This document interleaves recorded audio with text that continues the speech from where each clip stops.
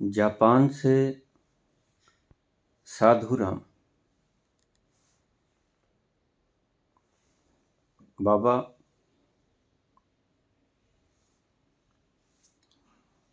क्या energy consciousness है? क्या ऊर्जा कॉन्शियसनेस है? दूसरा सवाल कैलिफोर्निया से आया, सुखदेव संधू।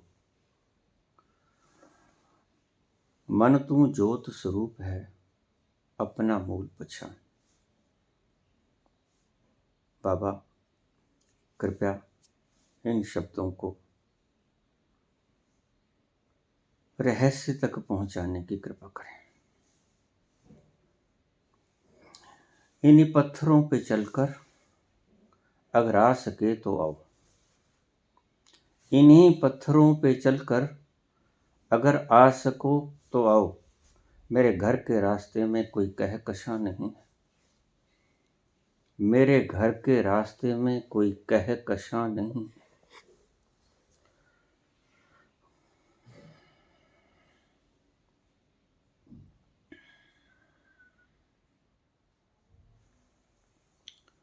जो समझ में आ जाए वह परमात्मा नहीं है।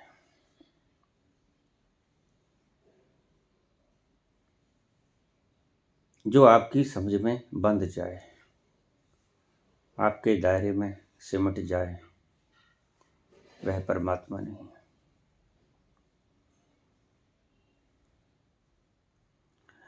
मेरे घर के रास्ते पर कोई कहकशां नहीं है। इन पत्थरों पे चलकर घर आ सको तो आओ। समझ के जाने की चेष्टा करोगे तो नहीं पहुंच पाओगे। आज यही हो रहा है।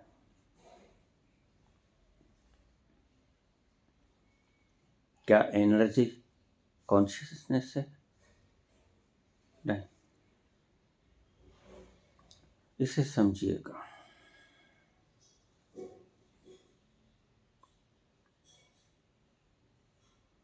एनर्जी कॉन्शियसनेस होती तो बिजली के भीतर भी चेतना होती। बिजली के भीतर शक्ति है, चेतना नहीं है।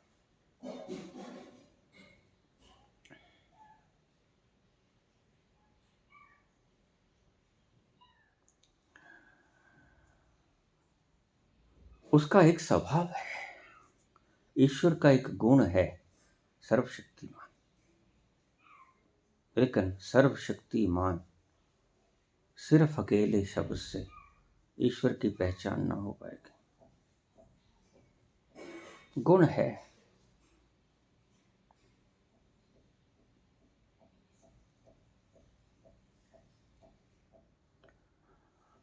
अगर ज्यादा सीखने से, ज्यादा सूचनाओं के संग्रहित करने से, ज्यादा शास्त्र पढ़ने से, ज्यादा ज्ञान इकट्ठा करने से, सभी धार्मिक ग्रंथ और दूसरे ग्रंथ पढ़ने से कॉन्शियसनेस बढ़ जाती तो बहुत से ग्रंथ लोग पढ़े बैठे हैं और कबीर पा लेते हैं बिल्कुल निपट गंवार अनपढ़। निपट गंवार अनपढ़ नानक पा लेते हैं। समझिए इस बात को। जो सूचनाएं आप संग्रहित कर रहे हैं YouTube चैनल्स पर, अनगणित तो आपको मिल जाएंगे आज बोलने वाले।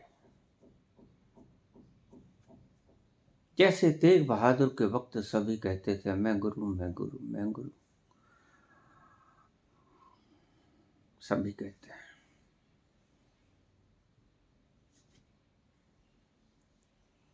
चेतना क्या है?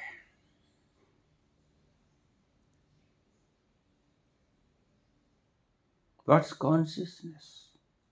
कल समझाया मैंने, मुझे पता था इतनी जल्दी समझ नहीं आएगा, क्योंकि समझ में आएगा ही नहीं।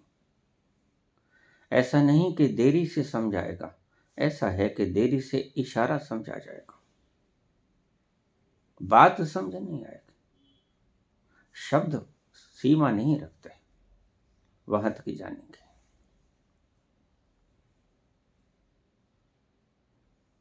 इशारों की सीमा सीमित होती है, लेकिन परिणाम दूरगामी होते हैं। दूरगामी इशारा किस तरफ है? इशारे में आप जान सकते हो क्या कहा गया है।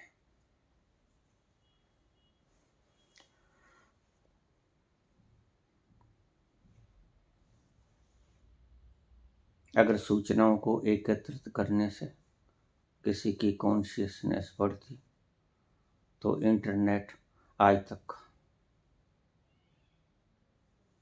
परमात्मा हो जाता।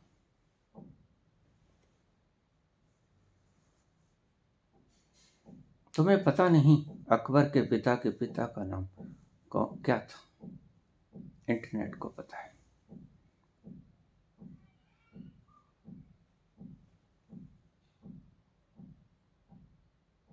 थोड़ा सा पूछोगे सब बता देंगे, वो चीजें भी बता देंगे जो आपने पूछी नहीं। जिस ज्ञान को आप एकत्रित कर रहे हो, जिन सूचनाओं को आप एकत्रित कर रहे हो, उससे परमात्मा नहीं मिलता। रोज नई नई खोजें, नए नए वक्ता आ रहे हैं, आपको समझा रहे हैं, लेकिन कहाँ उस आनंद की झलक भी पा सकते हो आप? नहीं पा सकते। नए नए विद्याएं खोजी गई। आज साइकोलॉजी का युग है, तो साइकोलॉजी की नई नई चीजें आपको भ्रमित करने के लिए उपजाई जाती हैं। ज्यादा कलेक्शन ऑफ वर्ड्स, ज्ञान की ज्यादा मात्रा चेतना नहीं है, आपकी चेतना तक नहीं पहुंचा पाएगी।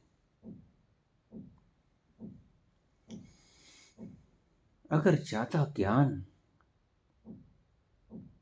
चेतना तक पहुंचाने का कारण बनता तो कंप्यूटर महाज्ञानी था, कंप्यूटर ज्ञानवान हो जाता, सुपर कॉन्शियसनेस को उपलब्ध हो जाता। सुपर कंप्यूटर, बड़े बड़े कंप्यूटर, ये जो आप सुन रहे हैं मुझे यूट्यूब के द्वारा, गूगल के द्वारा,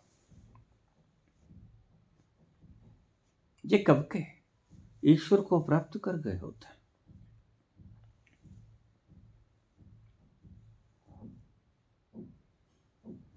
कंप्यूटर में तुम्हारे से ज्यादा विशाल नॉलेज भरी पड़ी है, लेकिन कंप्यूटर पहुंचता नहीं।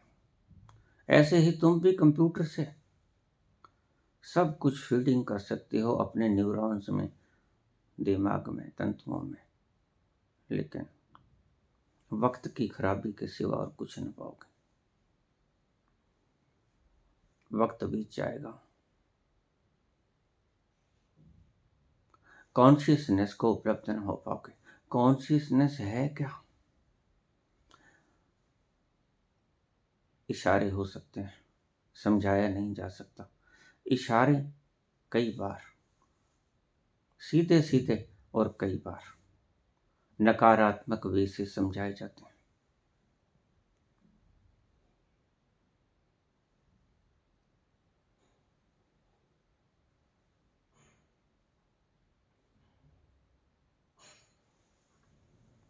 अगर ज्यादा जानना कॉन्शियसनेस होता तो इंटरनेट के ऊपर भरा पड़ा है संसार का ज्ञान।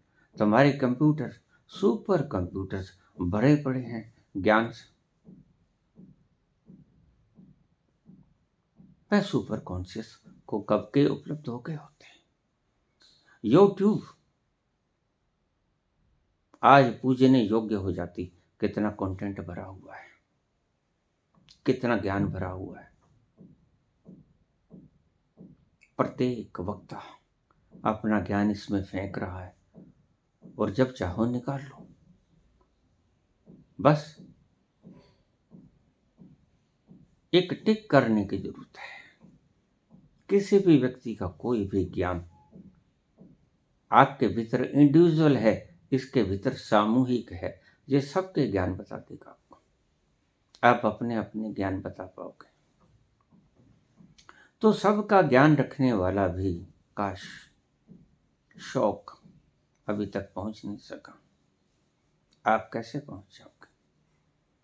सभी को भी सुन लोगे तो YouTube ने सबको सुन लिया है, संग्रहित कर लिया है। कहाँ पहुंचा? नहीं पहुंचा।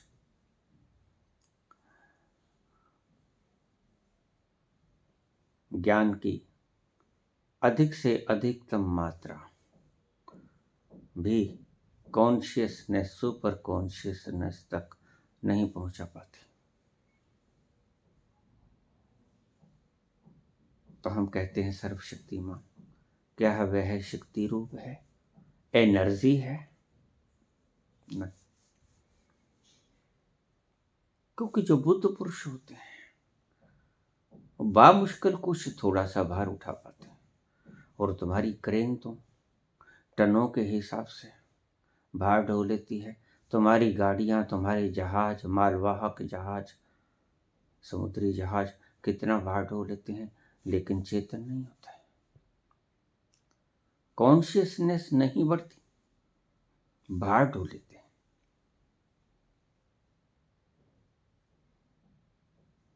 आपका हैवी वेट लिफ्टर का जिसे खिताब देते हो आप, strongest man of the world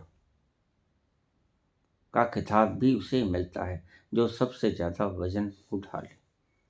यह एक परिभाषा है हमारी। जो सबसे ज्यादा भार उठा ले, हैवी वेट लिफ्टर, उसको दो उपाधियां मिलती हैं, हैवी वेट लिफ्टर की और strongest man of the world, संसार का सबसे ज्यादा लौह पुरुष। लेकिन वो भी जितना भार उठाते हैं उससे ज्यादा भार जहाज लेके उड़ जाते हैं, समुद्री पोत उठा के एक मुल्क से दूसरे मुल्क के छोर तक पहुंचा देते हैं। मालवाहक गाड़ियां लाखों लाखों टन भार उठा के, कोयला उठा के इधर से उधर फेंक देते हैं। क्या ये एनर्जी, शक्ति, कॉन्शियसनेस है? नहीं। फिर तो गाड़ियां उपलब्ध हो गई होती, फिर तो ये मालवाहक पोत, ये जहाज उपलब्ध हो गए होते, फिर तो strongest man of the world, सबसे ज्यादा भार उठाने वाला व्यक्ति परम चेतन हो गया होता। लेकिन ऐसा नहीं। शक्ति परमात्मा है। क्या एनर्जी परमात्मा है? क्या एनर्जी कॉन्शियसनेस है? नहीं। क्या सूचनाएं, ज्ञान कॉन्शियसनेस है? नहीं। फिर कॉन्शियसनेस क्या है? आप क्या समझे मेरे कल के प्रवचन?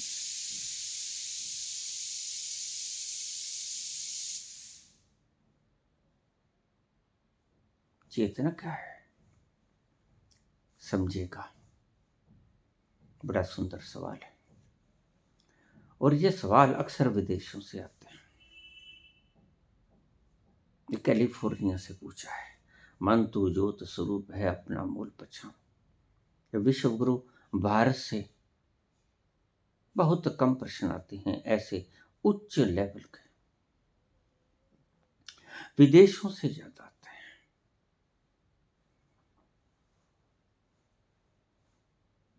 जहां 2 जून की रोटी कमानी मुश्किल हो, ऐसे प्रश्न उठने अस्वाभाविक है।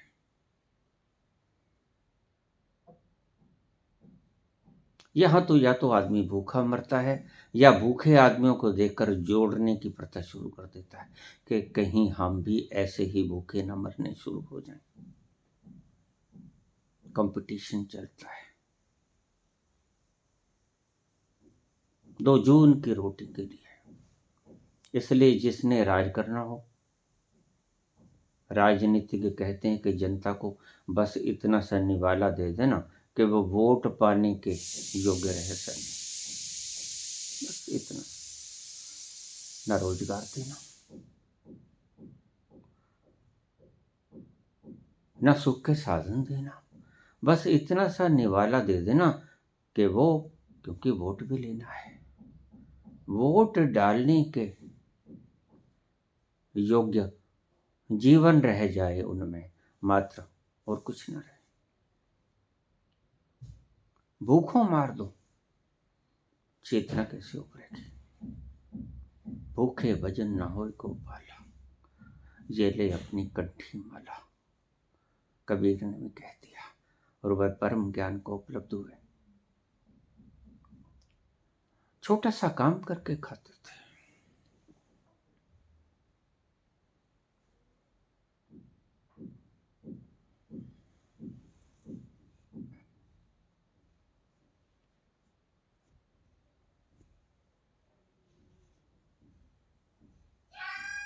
मुझे भी लोग कह देते हैं, आप इतना ज्ञान बांटते हैं और काम श्रम का करते हैं। आपके बच्चे श्रम का काम करते हैं, श्रम, मेहनत करके घर की रोजी रोटी कमाते हैं।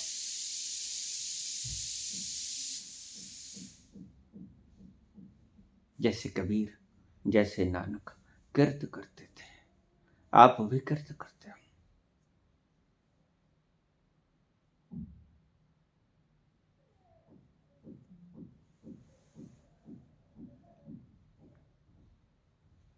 हम भी मेहनत करके अपना कमा के खाते हैं बच्चे।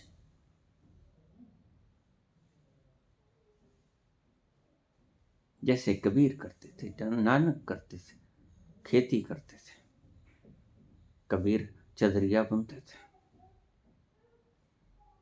हमने कभी पांडाल नहीं लगाई,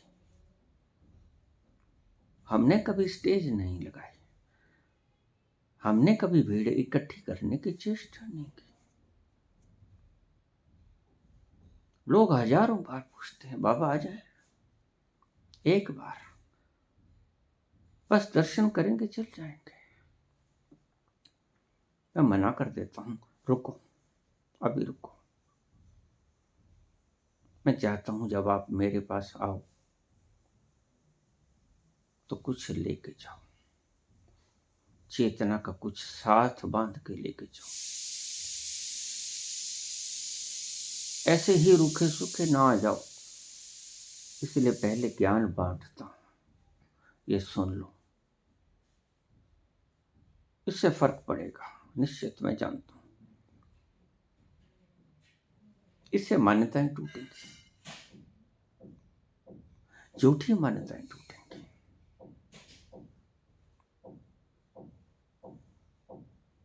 फिर तुम योग्य हो पाओगे। जब तुम जिसे नॉलेज समझ के, ज्ञान समझ के, अपनी जान समझ के अपने हृदय से लगाए बैठे हो, जब तुम्हें पता चलेगा ये बेकार है, फिर ही तुम योग्य हो पाओगे।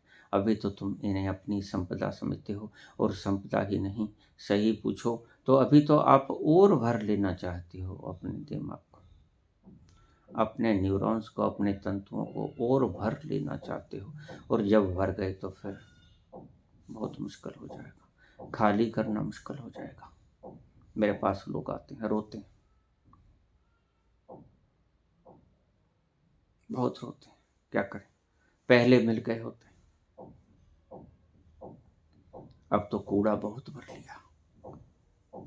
40-40 वर्षों से 5 नाम, राम राम राधे राधे, ये भागवत, ये कितने प्रचारक हैं, इन्होंने खोपड़ियां भर दी हैं, क्या करें। मैंने कहा कोई उपाय नहीं, अब तुम छोड़ना भी चाहोगे तो छोड़ ना पाओगे। सर्दी का वक्त था, एक रीछ डूब गया, तैरता हुआ जा रहा था, बस मरने के करीब ही था। कौन बचाए, नदियां गहरी थी। दो मित्र खड़े थे गरीब, उनके पास कंबल नहीं था। रीछ के ऊपर की खाल खाल दिखती थी। तो एक मित्र ने दूसरे से कहा, मित्र देखो, अपन को रात को ठंड लगती है, ये कंबल किसी का गिर गया, निकाल लाओ, इसको सुखा लेंगे, गरमाइश रहेगी। वह कूद गया, वो था रीछ, डूबते को तिनके का सहारा। उसे आगोश में ले लिया, कसकर पकड़ लिया। डूब रहा था, कोई बचाने वाला आ गया। अब वो उससे छूटना चाहे, रीछ छोड़े नहीं। तो मित्र दूसरा बोला, अरे बाहर आ जाओ, डूब जाओगे, एक कंबल को लेकर बाहर आ जाओ, और अगर नहीं कंबल निकलता, भारी है, तो इसको छोड़ दो, तुम बाहर आ जाओ, डूबोगे साथ में।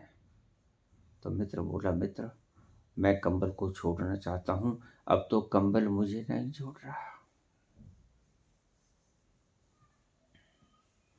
ऐसे ही तुम्हारी अवस्था हो गई, तुम कंबल को छोड़ना भी चाहो तो भी ना छोड़ पाओगे। संस्कार बन गया। संस्कार बड़े प्रगाढ़ असर डालते हैं। रोज लोग मुझसे पूछ लेते हैं, बाबा जप करने का दिल करता है। मैंने कहा रोकता कौन है भाई, कर लो, जप कर लो, मिल जाए तो मुझे भी बता देना।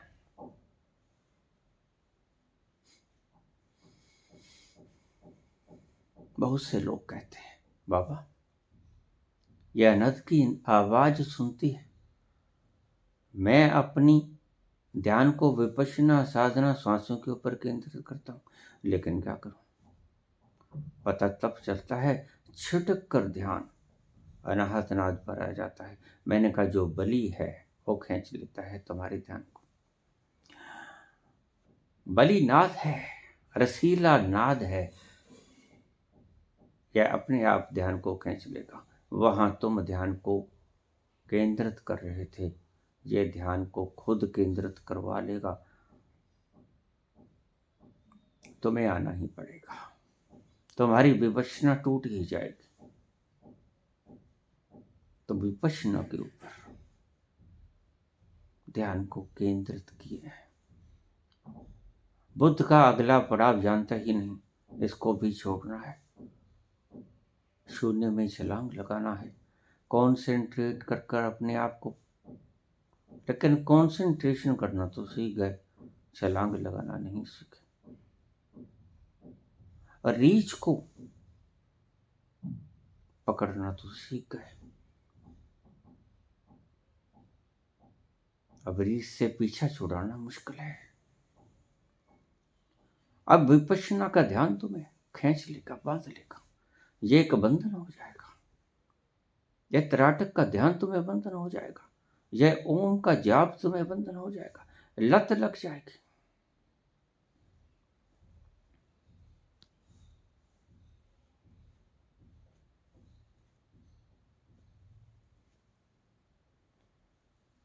और फिर तुम लत को छोड़ना चाहोगे, लत तुम्हें ना छोड़ेगी। शराब को पीने वाला, नशे को करने वाला, ये चिट्टों को खाने वाला व्यक्ति पहले पहले किसी के कहने से कश ले लेता है, फिर वो लत लग जाती है, फिर सारा सामान बेच देता है, फिर वो लत उसे छोड़ती नहीं। क्या करे, ये लत तो लगा ली आपने, लेकिन उसका अगला पड़ाव कौन करेगा, वो तुम कर ना पाओगे। इसलिए मैं कहता हूँ ध्यान को एकत्रित मत करना, तो छोड़ने में बड़ी कठिनाई आएगी। बात तो ये थी कि ध्यान को सभी तरह से, सभी तरफ से खींच खूंच के एक बिंदु के ऊपर एकाग्र कर लो, कछुए के भांति सारे शरीर के अंगों को खींच के एक जगह के ऊपर कंडेंस कर लो। बात तो ये थी, लेकिन अगला पड़ाव, उसके बाद एकत्रित करके साहस करके कूद जाओ उस अज्ञात में। वो तुम भूल गए, वहां डर लगता है। बुद्ध है नहीं जो तुम्हें कह दें कि अब कूदो, हो गए हो कंसंट्रेट, ठीक समझ गया मैं, अब कूदो। यहां जरूरत होती है गुरु की।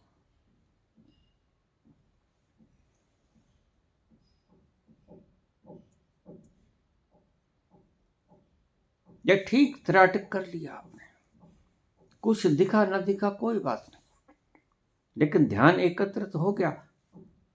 अब कूदो, अब इस पकड़ को छोड़ो। लेकिन ये भी तुम्हारी पकड़ बन जाती है, वस्तुओं की तरह, ज्ञान की तरह इकट्ठा तो तुम कर लेते हो, लेकिन छोड़ नहीं पाते। यही मरने वालों की ट्रेजेडी रहती है। सारी उम्र इकट्ठा किया, तादाद में बांधा, मोह से बंध गए, लेकिन छूट नहीं पाता। क्या करें? ये बच्चे, ये पति पत्नी, ये पुत्र पौत्र आदि, इनका मोह बांध तो लिया, लब छोड़े कैसे? ये लत पड़ गई। मोह एक लत है।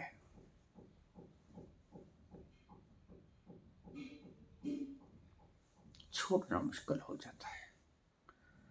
जब मैं कहता हूं पकड़ छोड़ दो, सीधा सा फार्मूला, रोज मुझसे लोग पूछते हैं बाबा अपने भीतर कैसे उतरे। रोज मैं समझाता हूं, अरे भाई पकड़ को छोड़ दो, सीधा सा फार्मूला।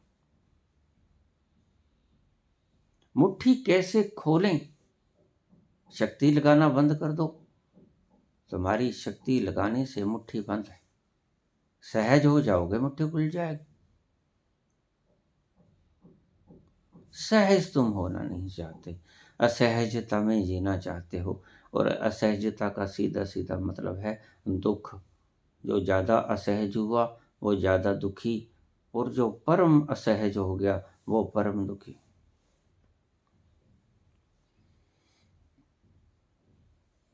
रिलैक्स तुम होना नहीं चाहते, तो ये दुख किसने पाला? बताओ तो, ये दुख किसने पाला? असहज होने का दुख किसने पाला? तुमने। सहजता को गंवाकर अपनी मुट्ठी को कस के भींच लेते हो। इसके भीतर का हीरा कहीं छूट ना जाए, लेकिन मौत सब कुछ छुड़वा लेती है। चेतना क्या है? अगर शक्ति चेतना होती तो रोबोट कह देता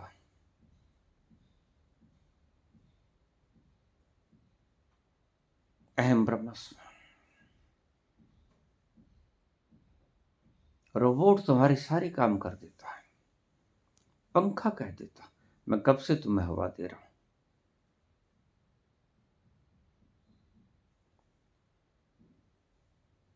कंप्यूटर कह देता मैं तुमसे ज्यादा ज्ञानवान हूं। कैलकुलेटर कह देता तुम क्या जानते हो पहाड़ी, मुझे बताओ मैंने कितना सॉल्यूशन कर दिया। मुश्किल से मुश्किल रकम बताओ, क्षण से पहले तुम्हें जवाब मिल जाएगा। ये सामर्थ्य तुम में नहीं, होने भी नहीं चाहिए,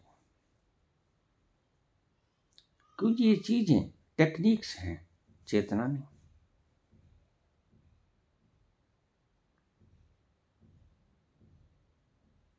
ये जो भी टेक्निक्स हैं,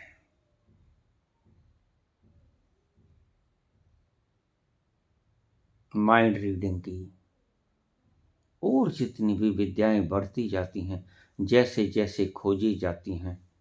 बाबा नानक के वक्त व्हाट्सएप नहीं था, इंटरनेट नहीं था।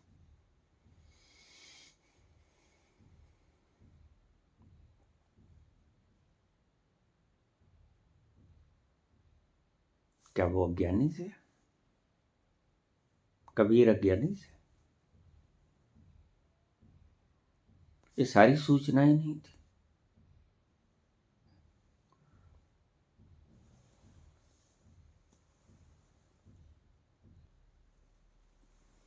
न रेकी की साधनाएं थी, न PLR था, पास्ट लाइफ रिग्रेशन, न ही आज के जितने नए नए साइकोलॉजिस्ट फरमान ये लोग जारी कर रहे हैं, ये भी नहीं थे। सीधा सा मतलब है, जो ज्ञान मन तक सीमित रह गया वो मन के पार की खबर देगा कैसे?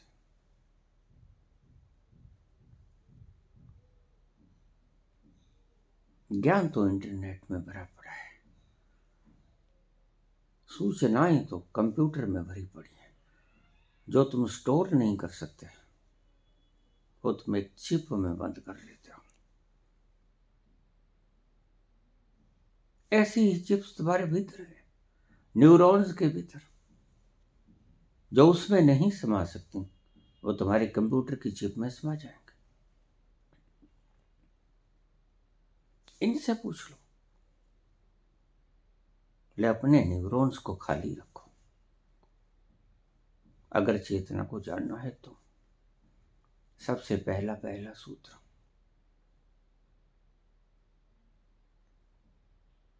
ये सूचनाएं इंटरनेट में संग्रहित कर लो, चिप्स में डाल लो, इनको दिमाग में मत डालो।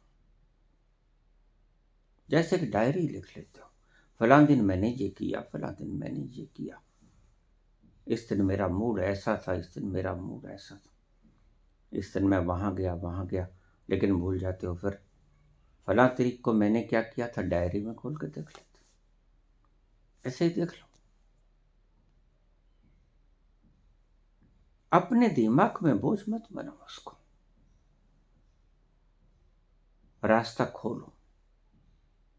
उस गगन मंडल से उतरते हुए चेतना परमात्मा को उतरने का रास्ता खोल दो। तुम ज्ञान का कीचड़, सूचनाओं का कीचड़ भरो मत, रास्ता खाली करो।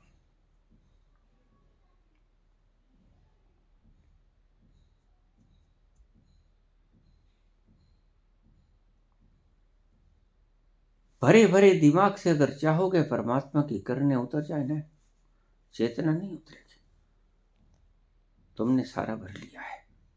जैसे मकान के भीतर आप वस्तुएं भर लेते हो, और मकान का खाक हुआ, वस्तुएं ही वस्तुएं।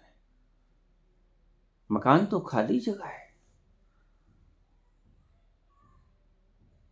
और खाली जगह ही मकान होती है। वस्तुएं तो आप बाद में भर लेते हो, और इतना कबाड़ खाना भर लिया है कि सारा मकान मकान ना रहकर कबाड़ खाना हो गया है। या पुराना हो कि नया, है तो कबाड़ खाना।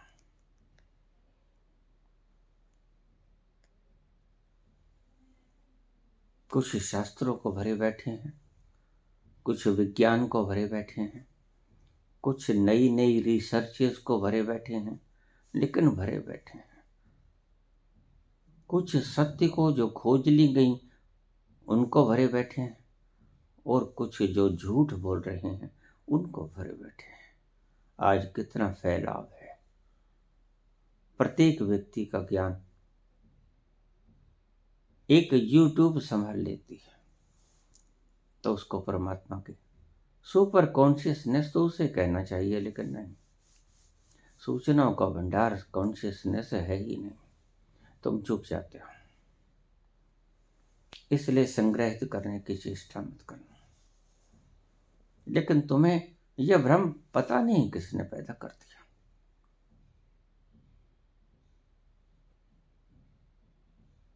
ज्ञान को मात्र सूचनाओं का संग्रह मान लिया गया। सर्वशक्तिमान शक्ति भी वो नहीं है, शक्ति कॉन्शियसनेस नहीं है, अन्यथा क्रेन कॉन्शियस को उपलब्ध हो जाती। मालवाहक जहाज, ये उड़ने वाले जहाज या बोगियां रेलवे की, इतना भार, ये कॉन्शियसनेस से भर जाती। फिर कॉन्शियसनेस है क्या? जो नहीं है वो बता रहा हूं। कुछ चीजें मैंने पहले भी कहा, नेगेटिविटी से समझाई जाती। हम पूछें कि सुख क्या है, सीधा सीधा सुख ना बता पाएंगे। जहां दुख नहीं वो सुख है, और जहां सुख नहीं वो दुख है। समझाने के तरीके हैं। कॉन्शियसनेस क्या है? एनर्जी, पावर नहीं, शक्ति नहीं, यादाश्त नहीं, समझे? ये फैलाव नहीं, फैलाव तो आकाश सभी जगह है। फिर वह चेतन हो गया होता नहीं।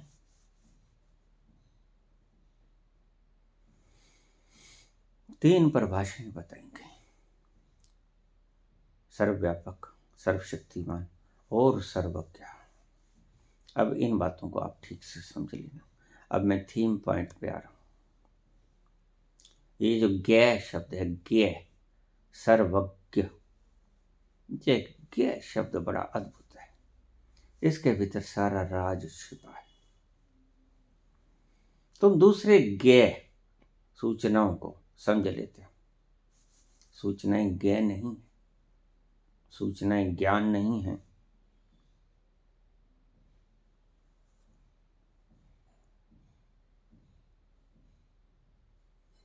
फैलाव ज्ञान नहीं है।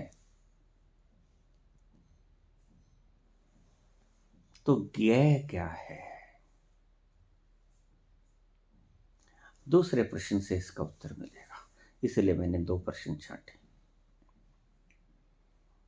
मन तू ज्योत स्वरूप है, अपना मूल पहचान।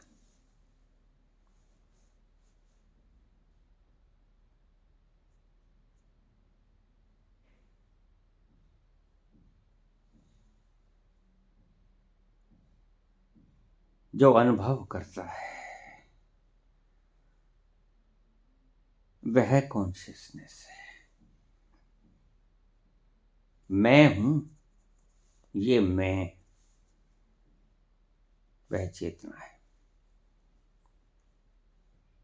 अब समझिए,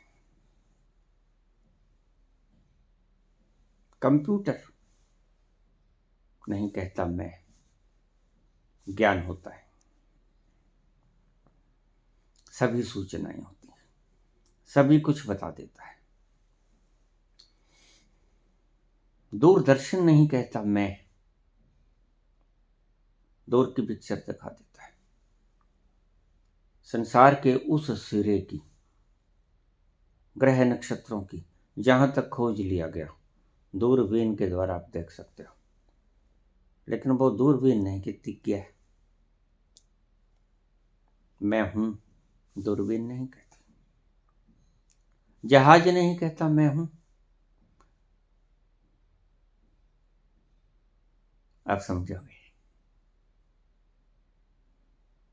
मैं हूं, ये मैं का एहसास चेतना है। क्या होता है जीवंत और मुर्दे के बीच में फर्क? क्या होता है? एहसास का। एहसास ना हो, मर जाता है, अग्नि में डाल देते हैं। जीवित व्यक्ति अग्नि, गर्म चीज पे हाथ लगा देता है तो हटा लेता है, चीखा चिल्लाता है।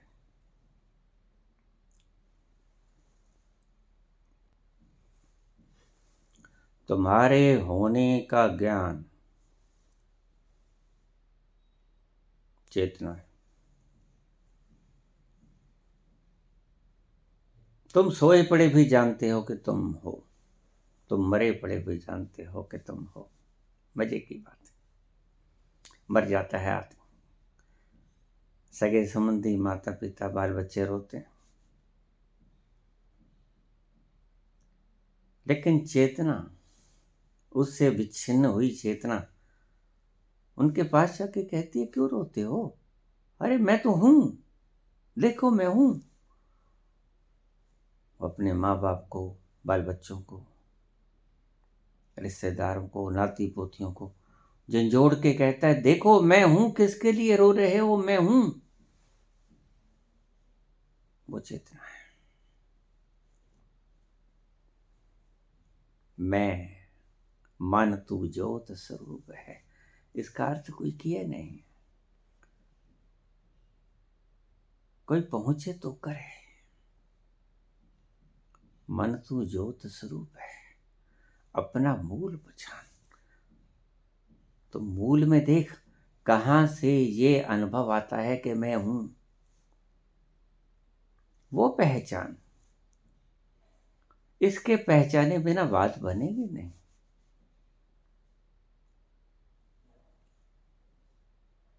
तू ज्योत स्वरूप है, दिया जले अगम का, बिन बाती बिन तेल।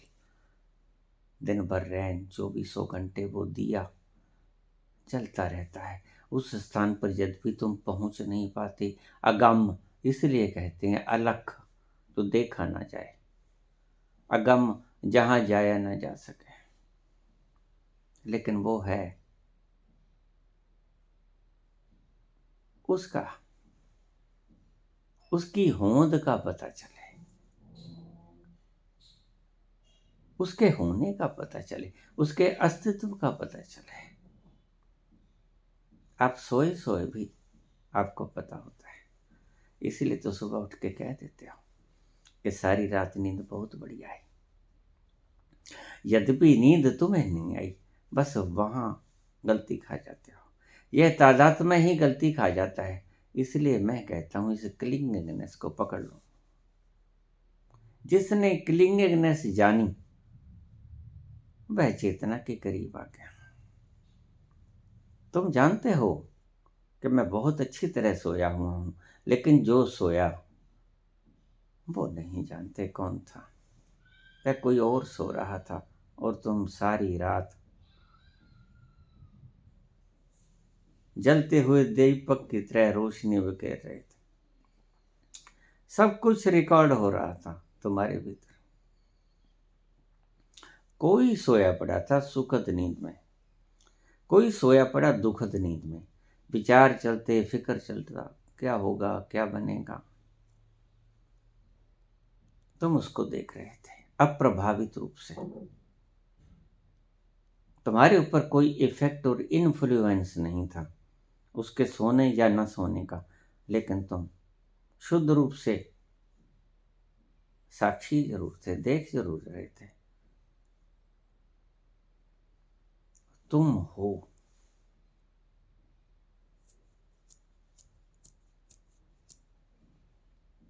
ये चेतना है।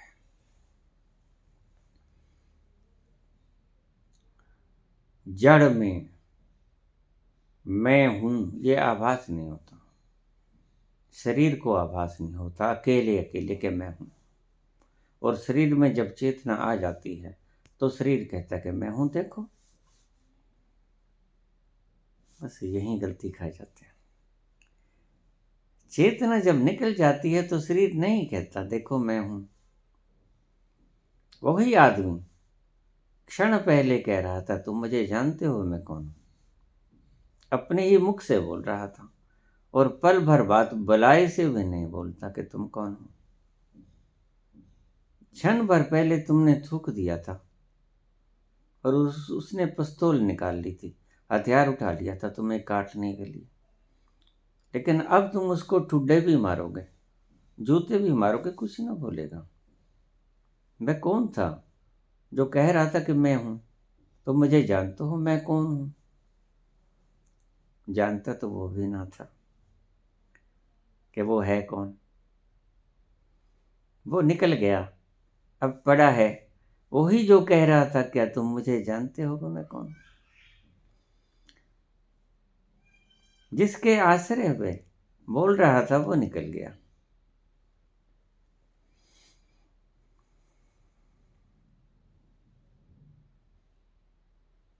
यह जो जानता है कि मैं हूं, अपने होने को जानता है, ये चेतनता है। इसलिए मन को कहा, मन तू ज्योत स्वरूप है, तू ही चेतना है। अपना मूल पहचान, थोड़ा भीतर उतर और देख, अपने रूट में उतर। मूल रूट को कहते हैं। और पहचान अपना मूल पहचान। मान मत, तुम मानते हो गच्चा खा जाते हो, इसलिए चूक जाते हो सारे आनंदों से, सारे खुशियों से, सारे उत्सवों से चूक जाते हो, क्योंकि मानते हो। मानने से कभी कुछ नहीं होता, जानने से सब हो जाता है। अपना मूल पहचान। पहचान शब्द पंजाबी का है, पहचान हिंदी का शब्द है।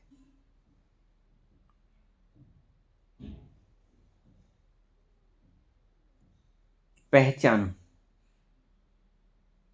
और मानना और पहचानना दो एक नहीं। मानना अलग, पहचानना अलग। ये जो मैं हूं,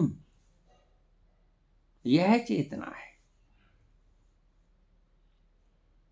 मैंने पहले भी कहा, सीधे सीधे डिफाइन ना कर पाऊंगा, उल्ट पुल्ट घुमा फिरा के सब तरफ से इशारों इशारों में बात कह भी जाऊंगा और तुम्हें समझ आएगी भी, लेकिन इशारे समझाएंगे। ये ऐसा है जैसे मैं पानी के बारे में बोलना शुरू कर दूं, H2O का फार्मूलेशन समझाना शुरू कर दूं, उसके गुण बताना शुरू कर दूं, और तुमसे कहूं पानी पीने से ये जो प्यास लगी मरुस्थल में फिर रहे हो, ये जो कंठ सूख रहा है बोल नहीं पा रहा, ये जो जीवा चिपक गई है तालू के साथ, ये जो रोम रोम पुकारे जा रहा है पानी पानी, उसको पीने से प्यास बुझ जाएगी। ये H2O वो होता है, लेकिन तुम समझ ना पाओगे। जिसकी प्यास जगी है तुम्हें, वह H2O पीने से बुझती है, लेकिन नहीं समझ पाओगे। ये तुम्हारे शास्त्र यही कुछ समझा रहे हैं, और तुम मान रहे हो। समझ में वो आता नहीं, ये तुम्हारी दुविधा। शास्त्र समझा रहे हैं, ये उनकी सीमितता, उससे ज्यादा वो इशारा कर ही नहीं सकते। तुम समझ नहीं सकते, फिर बात बनेगी कैसे? बात बनेगी, इनको समझना बंद कर दो। He is not only unknown but also unknowable, ये समझ में आएगा ही नहीं। पहले तो ये बात को अच्छी तरह से समझ लो, फिर यात्रा शुरू होगी। प्रथम कदम उठाया जाएगा, पहली पौड़ी, पहली सीढ़ी, पहला पड़ाव। मैं हूं, ये जो हूं, निरंतर हूं का भाव चेतना का भाव है। चेतना से उपजता हुआ भाव। चेतना कभी नहीं कहती मैं हूं, नहीं। और दो तल होते हैं, दो तल होते हैं। कोई किसी तरह से बोलता है कि मैं हूं, कोई किसी तरह से बोलता है कि मैं हूं। बाबा किसी और लहजे से बोलते हैं, लेकिन उनसे उनका होना सिद्ध होता है। जो तुध पावे सोई पलीकार, लेकिन कौन जानेगा ये कि वो जो करता है वो भला करता है? कोई तो जानेगा ना, वो है ना। अपने होने को दर्शा रहे हैं। और जो शीर्ष पर बोलता है कृष्ण की तरह, बाबा भी वही है, लेकिन बोलने के ढंग है। जो कहते हैं अनन्याश्चिंतन तो माम ये जना पर्युपास्त तेषाम नित्या भुक्ता नाम योगक्षेमम वाहम्यहम्। जो मुझे अनन्य भाव से चिंतन करता है, मैं उसकी सभी भार को मैं वहन करता हूँ, मैं वहन करता हूँ। ये मैं और एक वो मन, वो झुका हुआ मैं। भाषा का फर्क पड़ गया, संबोधन का फर्क पड़ गया। मैं वही है, एहसास वही है होने का। ये कहता मैं, तू मेरा मालिक का, मैं तेरा सेवक का, तू हुक्मी, मैं हुक्म मानने वाला। और कृष्ण कहते हैं मैं हुक्मी, तुम मेरे हुक्म को मानो। बात एक ही है, लेकिन तुम्हें समझ नहीं आएगी। समझ में आती है, क्या करें। तुम कहते हो समझाओ बाबा, नहीं समझा पाएगा कोई, नहीं ना कोई समझा पाया है। इसलिए मैं कहता हूं शास्त्रों को कूड़े के ढेर में फेंक दो। तुम कहानियों पे मंत्र मंत्र मुग्ध हो जाते हो। बचपन में अपनी नानी से कहानियां सुनते थे, माँ, नानी, दादी, कहानियां सुनाओ परियों की। कल्पना लोक में आनंद आता है। आज तुमको कल्पना लोक में उलझा लिया गया है और तुम बच्चे ही हो, अभी तुम बड़े नहीं। चेतना का सतर तुम्हारा वही रह गया। तुम आज भी कहानियों में रस लेते हो। मुझे रोज कमेंट्स आते हैं, बाबा कुछ एस्ट्रल ट्रेवलिंग की कहानियां भी हमें बता दिया करो। यह परियों की कहानियों में आपको रस बहुत आता है। मैं घूमा हूं, मेरे घूमने से आपको कुछ नहीं मिलेगा, सिर्फ परियों की कहानियों का रस मिलेगा। देखा मैंने, जाना मैंने, आनंद मैंने उठाया, लुत्फ मैंने उठाया, लेकिन मेरे बोलने से आपको रस आता है। इसलिए आप कहते हो थोड़ा और विस्तार में बताइए, थोड़ा और विस्तार में बताइए। बस साइंस और तरीके से आपको परियों की कहानियां सुना देता है। शुद्ध और संत और तरफ से और तरह से आपको परियों की कहानियां सुना देता है कहानियां। लेकिन हमारा एक ही लक्ष्य है बोलने का, कि कैसे आप उस चेतना तक पहुंच जाओ जो कि तुम हो। तुम हो, इसका एहसास जहां होता है, मन तू ज्योत स्वरूप है, अपना मूल पहचान। तुम हो, ये जहां से उठ रहा है तुम्हारा होने का भाव, तुम्हारे होने की प्रज्ञा, तुम्हारे होने की सूझ, वहां पहुंच जाओ।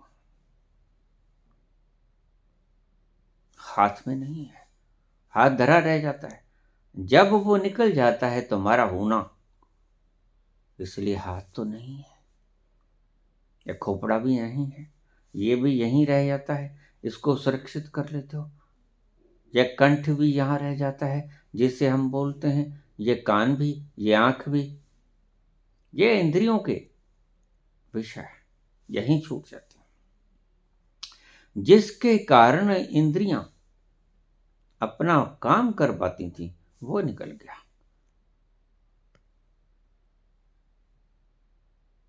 जो हूं का भाव है।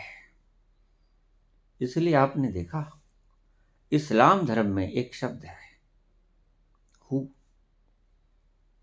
अल्लाहू दा आवाजा आवे, कुल्ली नी फकीर दे विच। हूं, मैं हूं। आप हूं शब्द को बोलोगे तो चोट पड़ेगी आपकी नाभि के मूलाधार के उस कुंडलिनी शक्ति पर। इसलिए मैं जो क्रिया योग आपको बताता हूं, जब आप हुंकार की तरह नाक से नहीं, मुंह से छोड़ते हो, तो उस कुंडलिनी के ऊपर हुंकार की चोट लगती है। श्वास लेके जब जोर से आप छोड़ते हो, हु की आवाज निकलती है। ये हु की आवाज अगर आप अकेले भी करना शुरू कर दोगे, तो भी एक साधना बन जाएगी उस चेतना तक पहुंचने की।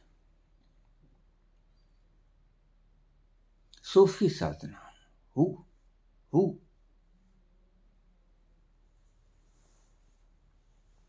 ये अल्लाह हु बड़ा प्यारा शब्द है। हु की चोट आपकी शक्तियों के केंद्र को जगाने का एक साधन है। हूं, मैं हूं, यह आभास आपके चेतना के होने का प्रमाण देता है, और जिसके बिना ये हूं का आभास खत्म हो जाता है, वह था तत्व जिसे हम चेतना कहते हैं। शरीर से निकल जाता है, माटी हो जाता है, आप जान गए अब तो, क्योंकि अरबों खरबों वर्ष बीत गए आत्मा को फिर जीवित नहीं होता। बहुत से पागल मरे हुए लोगों को फ्रीजर में डाल के रखें, जीवित होगा कैसे? जीवित होगा, खून जम गया है, सॉलिड हो गया है। कोई है फार्मूलेशन ऐसा? साइंस से पूछो, क्लिनिकली डेड है। कल को रक्त प्रवाह इसके भीतर शुरू कैसे करोगे? और वो चेतना लौटेगी नहीं, क्योंकि उसका मूल अस्तित्व आप जानते नहीं। वो चेतना आपके भीतर भी प्रवेश कर जाए तो उसके साथ जो चीज चाहिए, सिल्वर कॉर्ड, वह उलझ गई है। इसलिए वो व्यक्ति जागृत नहीं हो पाया। डॉक्टर्स ने कह दिया, सब ने कह दिया, देखो आपका कोई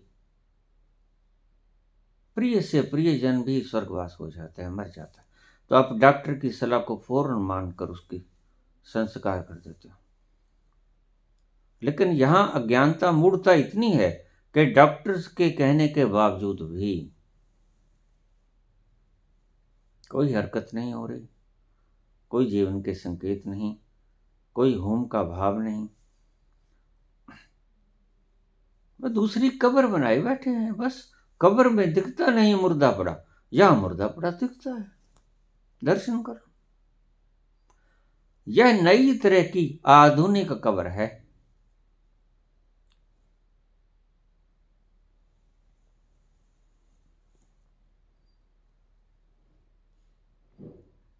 सब तंतु टूट गए, न्यूरॉन्स मर गए, 5, 7, 10, 12 मिनट में। आपको पता है, अगर उसको शक्ति ना मिले, आत्मा बाहर निकल जाए, 10 12 मिनट तक अगर हमारे न्यूरॉन्स को शक्ति ना मिले, ऑक्सीजन ना मिले, वो कभी अलाइव नहीं हो सकते। साइंस से पूछो। आपके सभी प्रयास विफल हो जाएंगे, विफल हो रहे हैं। आप मर जाओगे, आपके पुत्र पोत्रादि इनकी पूजा करेंगे, ढोलक छेनी बजाएंगे, भजन गाएंगे, गीत गुनगुनाएंगे, लेकिन यह कभी नहीं उठने वाला।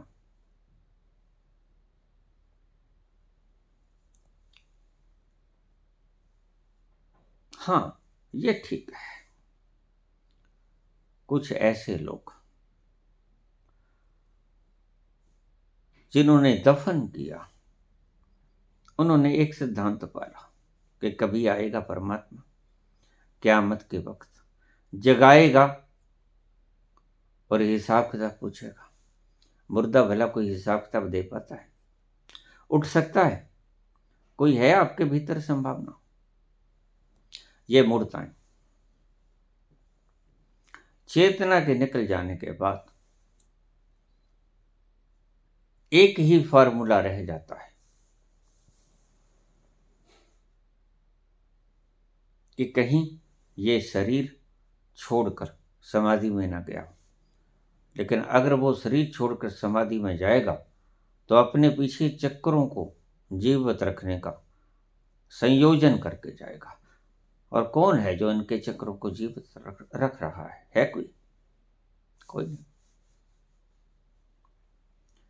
शंकराचार्य ने शरीर छोड़ा 6 महीने के लिए, सिर्फ ये जानने के लिए कि संभोग क्या है। गार्गी ने सवाल पूछ लिया था और हारना उन्होंने था नहीं, और वो विज्ञान जानते थे, विधि जानते थे शरीर को छोड़ने की। दूसरे शरीर में प्रवेश करके राजा मरा था। असल में वो इंतजार ही कर रहे थे, प्रश्न करने के बाद वो इंतजार कर रहे थे कोई ऐसा व्यक्ति मरे जिसके पास सारी भोग की सामग्री उपलब्ध हो और प्राकृतिक वश और राजा का देहांत हो गया, वो उसके शरीर में प्रवेश कर गया। ध्यान रखना, ऐसे जब शरीर में दूसरे के शरीर में प्रवेश करते हैं, अब समझ लेना इस बात को। यहाँ आपके करौली, बागेश्वर, यहाँ आपके पंडोखर का साइंटिफिक भ्रम टूट जाएगा आपको। जैसे ही आप अपने शरीर से बाहर जाते हो, दूसरे के शरीर में प्रवेश करते हो, तो आपकी सिल्वर कोड आपके साथ रहती है। ध्यान रखना, इस बात को अच्छी तरह से समझना। एक रजत रज्जु हमारी नाभि केंद्र से जुड़ी होती है हमारी आत्मा चेतना की तरफ, जिसे हम चेतना कहते हैं। चेतना के ऊपर सूक्ष्म शरीर होता है, हर वक्त जुड़ा रहता है। जैसे वो रजत रज्जु टूटी, बस उसके बाद आप नहीं जुड़ सकते उस शरीर के साथ, कितना ही कुछ करो।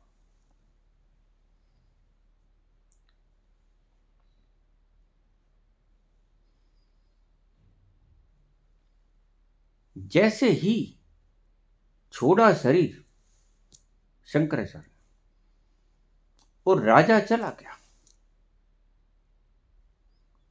तो जब सूक्ष्म शरीर निकलता है तो रजत रज्जु उसके साथ नहीं होती। अगर वो मर जाता है तो रजत रज्जु को वहीं छोड़ के जाता है। अब आप ठीक से समझ लेना इसका साइंटिफिक विज्ञान बहुत गहरे से। भूतो न भविष्यति, भविष्य में शायद कोई बता दे, अभी तक तो किसी ने बताया नहीं। जब आप मरते हो तो आप अपनी रजत रज्जु को तोड़ के जाते हो, वो शरीर के साथ बंधी रह जाती है, स्थूल शरीर के साथ, सूक्ष्म शरीर के साथ नहीं जाती। वह नए शरीर में प्रवेश करते वक्त प्रकृति उसको नया रूप देती है। रजत रज्जु आपके साथ नहीं जाती।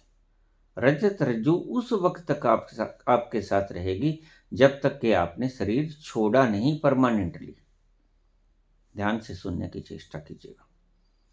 तो शरीर से निकले रजत रज्जु उसके शरीर के साथ, शंकराचार्य के शरीर के साथ जुड़ी हुई थी, और वह गए तो रजत रज्जु को छोड़ के चला गया राजा। सभी छोड़ के जाते, मरोगे तो छोड़ के जाओगे, आगे कनेक्शन नया मिलेगा आपको। नए घर में जाओगे तो कनेक्शन नया मिलेगा पावर हाउस से, आपको यह समझ लेना बात। तो आगे जब राजा के शरीर में प्रवेश किए शंकराचार्य, उस शरीर के सारे केंद्रों को शक्ति देने के लिए पर्याप्त मात्रा में सीखे हुए शिष्य थे और बराबर उनको शक्ति दे रहे थे, ऊर्जा जिसे हम एनर्जी कहते थे। वो उसकी चेतना के साथ संबंध थी, और एक चेतना कई शरीरों को गतिमान कर सकती है।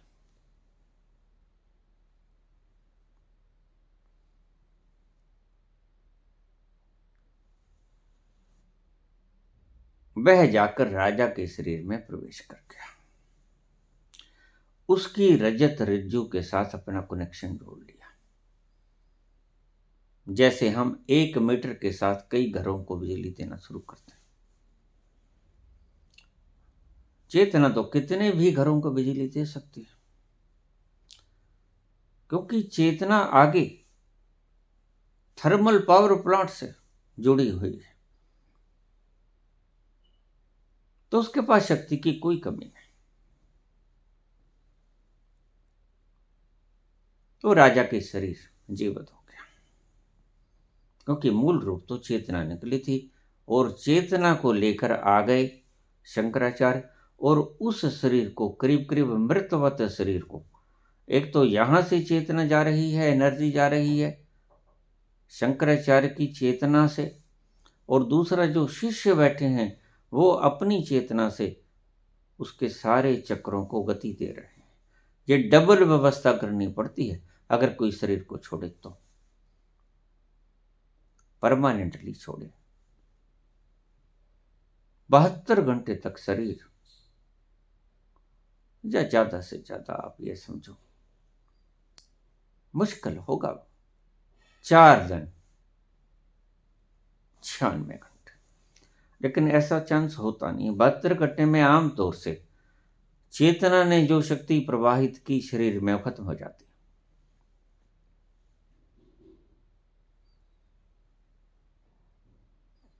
नए शरीर में जहां चेतना जाएगी, चेतना के कारण वो चेतन हो जाएगा, उसमें प्राणों का संचार हो जाएगा।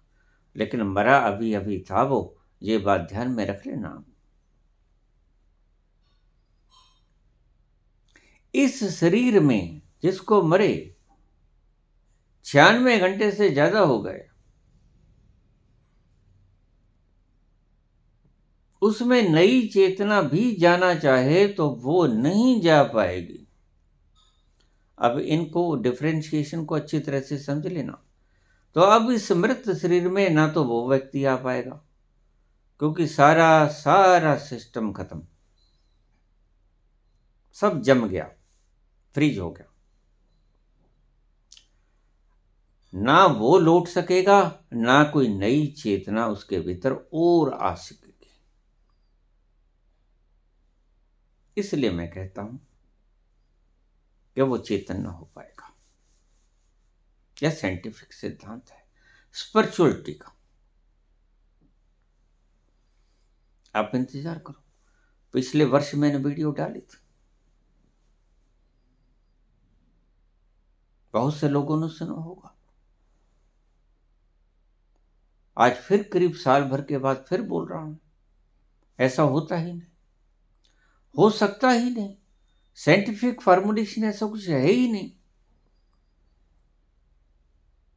ना क्लिनिकली ना स्पिरिचुअली, कोई साधन नहीं। लेकिन मूढ़ लोग जो सिर्फ मानते ही मानते हैं, जानते कुछ भी नहीं, वो तो पूजा ही करते रहेंगे। मुश्किल खड़ी हो जाएगी। अज्ञानता को बढ़ाने के फार्मूले आपको ये मूढ़ लोग देते हैं, ना खुद पहुंचते हैं ना आपको पहुंचने देते हैं।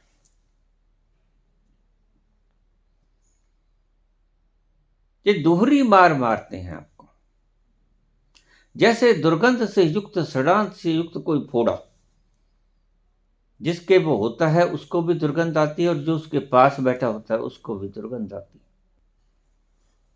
मैं हूं, यह एहसास चेतना है।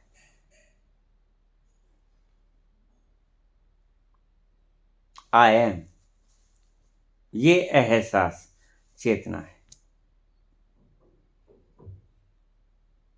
इसलिए पत्थर नहीं कह पाता कि मैं हूं। बड़ी क्षीण चेतना होती है,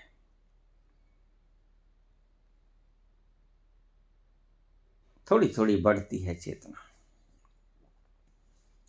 वृक्ष नहीं कह पाता कि मैं हूं, कह नहीं पाता, लेकिन उसे आभास होता है, मैं हूं, दर्द होता है।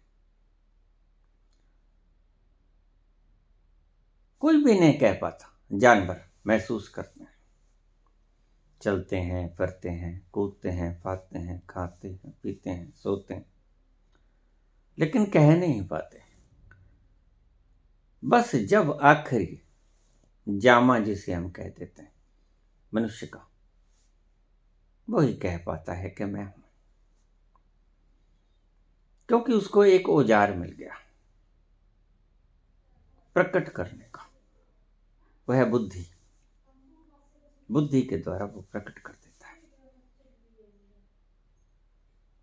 जब बुद्धि सो जाती है रात को, वो नहीं कह सकता कि मैं हूं, जागृत में कह पाता है। बुद्धि जब जग जाती है तो वो कह पाता है कि मैं हूं, रात को सोते सोते नहीं कह पाता कि मैं हूं, हालांकि चेतना उसके भीतर होती है। बुद्धि एक बताने का यंत्र दे दिया ईश्वर ने, मैं हूं।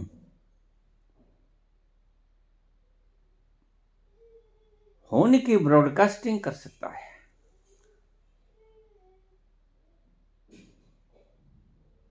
वह अपने अनुभव को प्रकट कर सकता है कि मैं हूं, बुद्धि के द्वारा। यह जो होने का आभास है, यह चेतना है, एनर्जी चेतना नहीं। एनर्जी चेतना का एक गुण है, सर्वव्यापकता चेतना का एक गुण है। लेकिन सर्वज्ञ ज्ञ यह ज्ञान के मैं हूं, सबसे बड़ा ज्ञान है। यह बताएगा आपको कि मैं हूं, और यह ज्ञान ही चेतना है।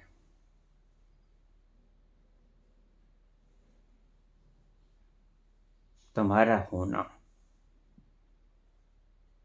चेतना है, तुम्हारे होने का ज्ञान चेतना है। ज्ञान यानी होना, ये तुम जान जाओ। हम समझाए जाते हैं फार्मूलास, मन के सिद्धांत, और सारी साइकोलॉजी की धारणाएं बिखरी पड़ी। रोज नए नए साइकोलॉजिस्ट आते हैं, नई नई चीजें कल्पनाएं बढ़ती हैं।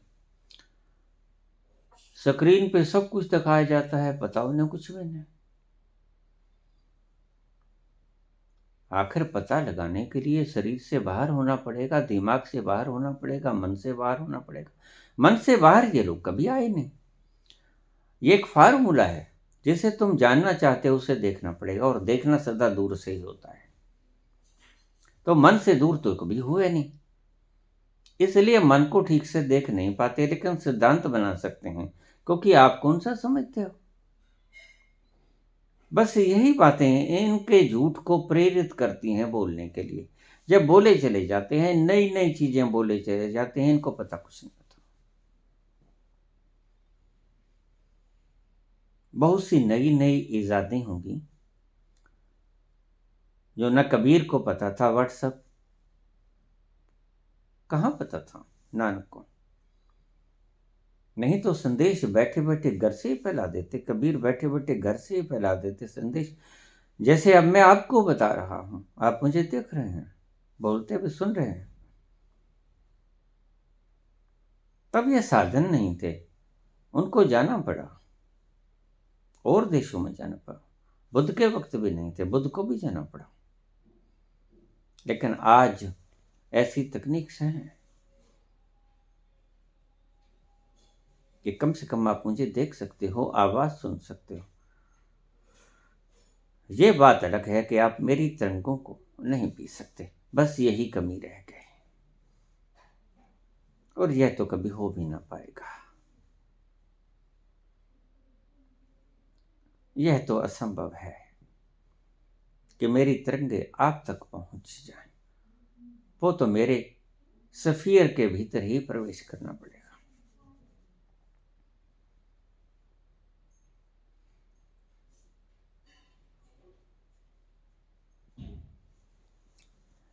क्या एनर्जी चेतना है? नहीं। मन तू ज्योत स्वरूप है, अपना मूल पहचान। भाई ज्योत कौन, मन कौन?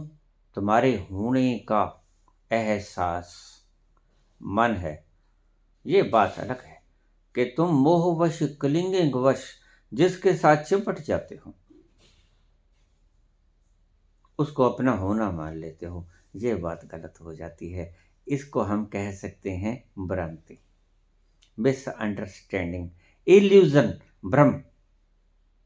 ये भ्रम के कारण हम दूसरों को अपना मान लेते हैं, शरीर तक को अपना मान लेते हैं, जिनके भीतर निवास करते हैं। जैसे मैं मान लूं कि ये घर मैं हूं, ऐसे ही तुम इस घर को, शरीर को मान लेते हो कि मैं हूं, लेकिन तुम हो नहीं। तुम हो कौन? तुम चेतना। और चेतना कौन? जिसको जहां आपको जाके होने का पता चलता है। सब इंद्रियां शिथिल होती होती होती होती होती, इसलिए मैं कहता हूं कुछ ना करो। कुछ करने में आपकी चेतना वहां उलझेगी, और कुछ ना करने में आपकी चेतना कंडेंस होकर भीतर एकाग्र हो जाएगी, जैसे नींद में होता है। नींद में आप होते हो अकेले, बाकी सब सुप्त पड़ा होता है। सारा अस्तित्व सोया है, आप जाग रहे हो। दिया जले अगम का, दिन भर रैन जागता रहता है वो, जब प्रहरी है वह साक्षी सभी चीजों का, दृष्टा, वो चेतना है जो कभी सोती नहीं, जिसको ईंधन की जरूरत नहीं पड़ती, जो स्वयं भू है, जो खुद का ईंधन खुद है।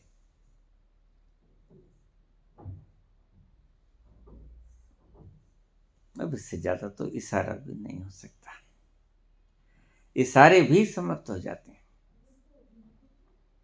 तो इसलिए सारे इन आडंबरों को छोड़ दो। अगर तुम उस महा आनंद की सुगंध से शोभायमान होना चाहते हो, जितना आपने संसार में सुख पाया कुल मिलाकर उस एक क्षण का आनंद मुकाबला न कर सकेगा।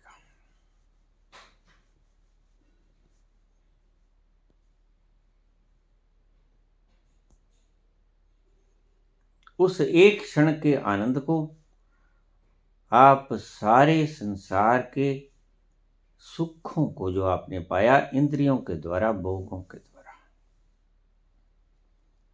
उनको सारे जीवनों के सुखों को इकट्ठा करके एक जगह रख दो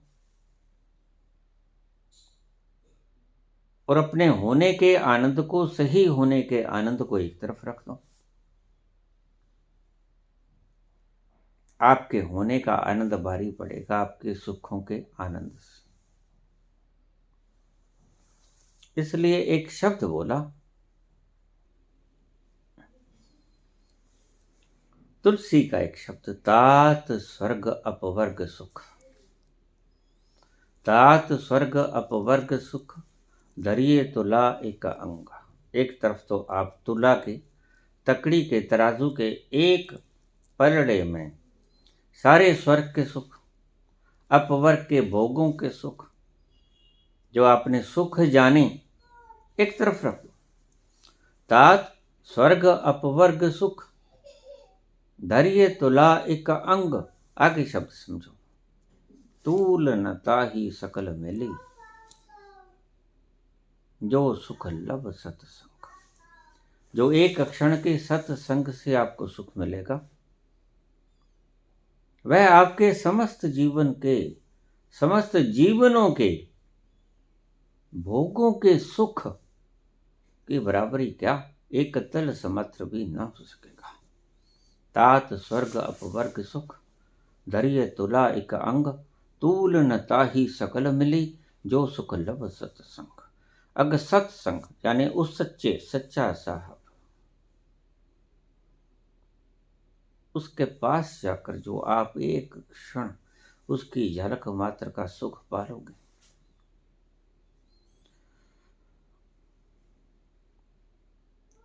वह आपके समस्त जन्मों के सभी प्रकार के भोगों से इकट्ठे किए गए जो सुख हैं, उन सारे सुखों का समूह इकट्ठा, और जो सत्संग का एक क्षण, तूल न ताहि सकल मिली, जो सुख लब सत्संग। सत्संग का एक क्षण, एक लम्हा,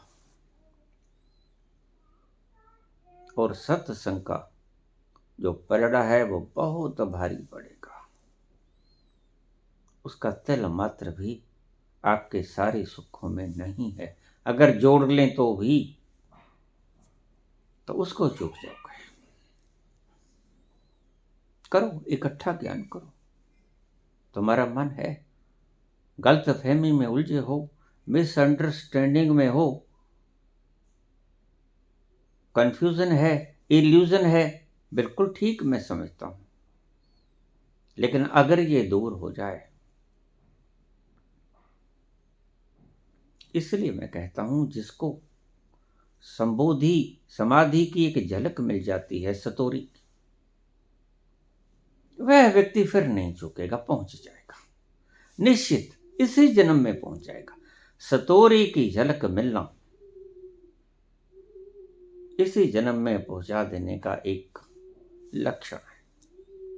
जिस जिसको सतोरी की झलक मिली, बाबा नानक को मिली, 13 13 13 पहुंच गए, 17 17.5 वर्ष बाद पहुंच गए।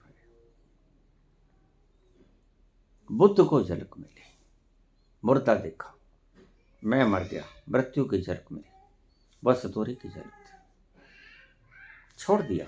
सतोरी की झलक के बाद ही सब कुछ छूट जाता है। तुम्हें छोड़ना नहीं पड़ता, मुट्ठी खुल जाती, बिखर जाता है जो आपके हाथ में।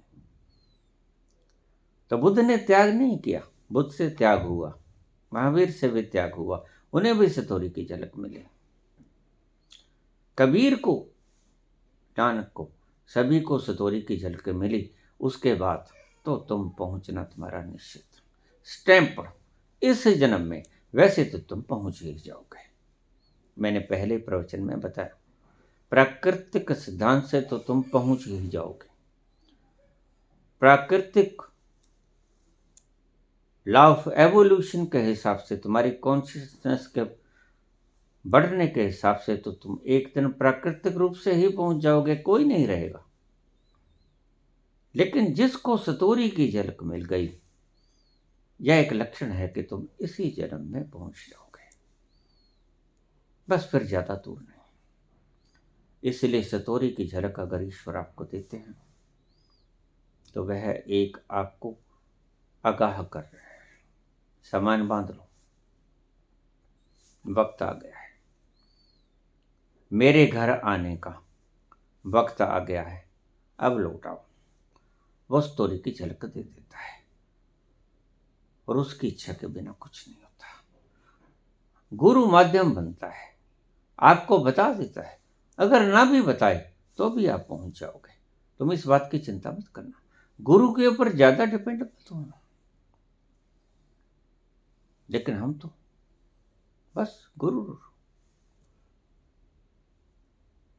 गुरुर्ब्रह्मा गुरुर्विष्णु गुरुर्देवो महेश्वरा गुरुर साक्षात पार ब्रह्म तस्मै श्री गुरुवे नमः। ये बिल्कुल ठीक है। गुरु सिद्धांत बता देता है जो आपको पता ही नहीं होता। आप जल्दबाजी करते रहते हो, उससे रुकावट पैदा हो जाती है। मैंने पहले ही कहा, आप देरी कर सकते हो,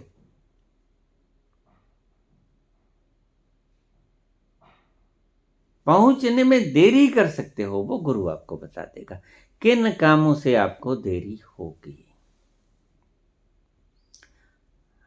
कहीं कांटा चुभेगा वहां बैठ जाओगे, कहीं कंच चुभेगा वहीं बैठ जाओगे, कहीं कोई आकर्षक वस्तु देख लिया, ऑब्जेक्ट देख लिया, वहीं उलझ जाओगे। और गुरु आपको बराबर अवेयर रखेगा, ठहरो, ये रास्ता ठीक नहीं, ये रास्ता गलत, तो वो आपको देरी से बचा सकता है गुरु। आप देर कर सकते हो, बस आपका अज्ञान देर कर सकता है, गाहे बगाहे तो आप पहुंच ही जाओगे। आप परमात्मा तो हो ही, वो समुद्र तो आप हो ही। यह जो चेतना आपकी पत्थर से चली, यह एक बूंद है। अब आखिरी शब्द सुन लीजिए, वह चेतना तो है ही, तुम हो, तुम्हारा आंतरिक स्वरूप है। बस आपकी भटकन तब तक रहेगी जब तक कि आपकी वो बूंद जो पत्थर से चली प्रगाढ़ होकर उस समुद्र में विलीन नहीं हो जाती। आपकी बूंद समुद्र में विलीन नहीं होती, आप परमात्मा नहीं हो जाते, तब तक आप जान नहीं पाओगे कि आप परमात्मा हो। और वह निश्चित है, होगा, उसमें देर कर सकते हो। उस देरी को रोकने का अस्त्र है गुरु। तुम्हारे पाखंडों को तोड़ेगा, गलत मान्यताओं को तोड़ेगा, गलत आपकी आदतों को, गलत आपकी लतों को, इन सब को तोड़ने का महत्व बहुत है। लेकिन गुरु बड़ा कौशल में होता है कि मेरे से भी ना चिपट जाएंगे, जैसे गौतम चिपट गया वर्धमान महावीर के साथ। ये सबसे बड़ा चिपकाहट, गुरु सबसे बड़ी चिपकाहट, क्योंकि इतना दिया, इतना बहुमूल्य दिया ज्ञान, उसका आभार कैसे चुकाएंगे। इसीलिए कबीर ने कहा आखिरी वक्त में, गुरु गोविंद दोनों खड़े, काके लागू पाँव, बलहारी गुरु आपने, जिन गोविंद दियो मिला। गोविंद तो मिल ही जाएगा, लेकिन गुरु उसमें देरी नहीं होने देगा। गुरु का इतना ही महत्व है, और ये महत्व महत है। धन्यवाद।